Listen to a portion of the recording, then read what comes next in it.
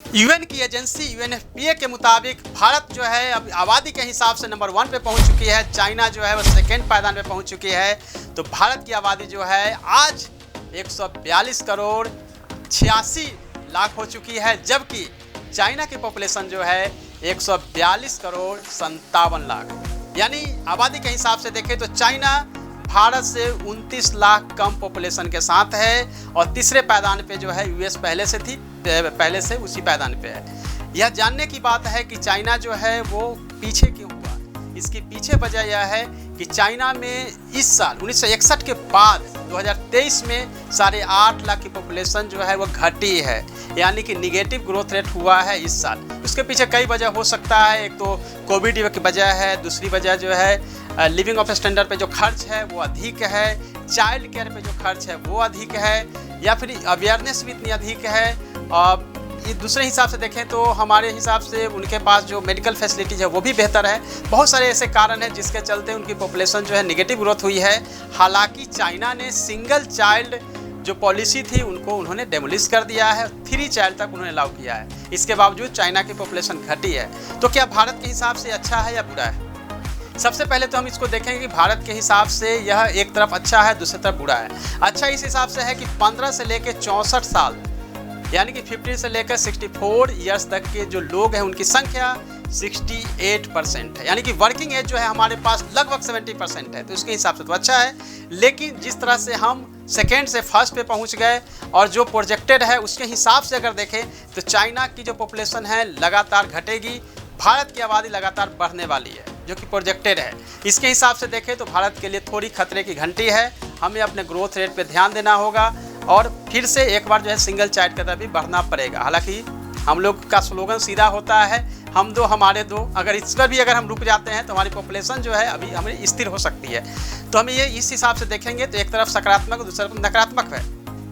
तो चाइना की पॉपुलेशन जो है वो घटी है, उसके पीछे अब मैंने कारण बताया है। भारत की पॉपुलेशन जो है ऑलरेडी देखेंगे तो बढ़ गई है और ये यूएनएफपीए ने जो रिपोर्ट आज प्रकाशित की है उसके मुताबिक है। यूएनएफपीए की the state of world population report 2023 का, जिसे 8 billion lives infinite possibility the case for rights and choice के टाइटल से जारी किया गया है।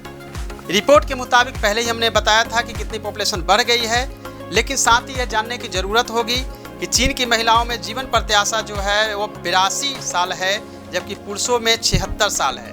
वहीं भारत की बात करें तो यहाँ महिलाओं की जो औसत आयु है वह 74 है, जबकि पुरुषों की जो औसत आयु है वो 71 साल है। अगर हम लाइफ एक्सपेक्टेंसी के हिसाब से भी देखते हैं तो यहाँ पे चाइना जो है वो हमसे आगे है।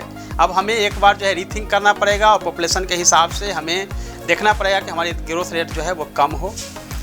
तो चाइना जो है सेकेंड पोजीशन पे पहुंच चुकी है, इंडिया नंबर 1 पे है, तो थर्ड पे जो है वह यूएसए है, चौथे पोजीशन पर इंडोनेशिया है, 5वें पोजीशन पर पाकिस्तान है, 6ठे पोजीशन पर नाइजीरिया है, 7वें पोजीशन पर ब्राज़ील है, 8वें पोजीशन पर बांग्लादेश है, 9वें पोजीशन पे रूस है और 10वें पोजीशन पे मैक्सिको है।